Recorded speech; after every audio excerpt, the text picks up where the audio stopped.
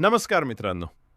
आज आपण बोलणार आहोत 17 जानेवारी 2026च्या बिग बॉस मराठी सीझन 6 या जबरदस्त भागाबद्दल.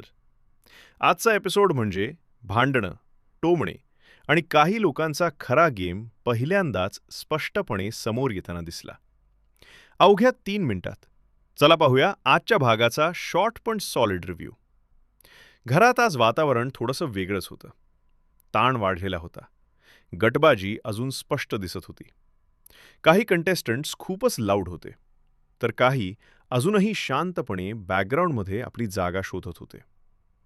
आज पुन्हा एकदा हे सिद्ध झालं की जो जास्त बोलतो तोच कॅमेऱ्यात जास्त दिसतो. पण आजच्या भागात फक्त आवाजच नाही तर ॲटिट्यूड देखील बोलका होता. काही जुन्या वादांना पुन्हा एकदा हवा मिळाली. काही स्टेटमेंट्समुळे घरात नॉन स्टॉप चर्चा सुरू झाली.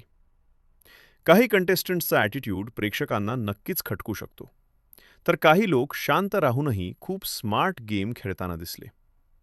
विशेष म्हणजे आज काही जणांचा ओव्हर कॉन्फिडन्स स्पष्ट जाणवत होता आणि काही जण कमी बोलून जास्त इम्पॅक्ट टाकत होते. हा भाग पाहून एक गोष्ट मात्र नक्की समजली.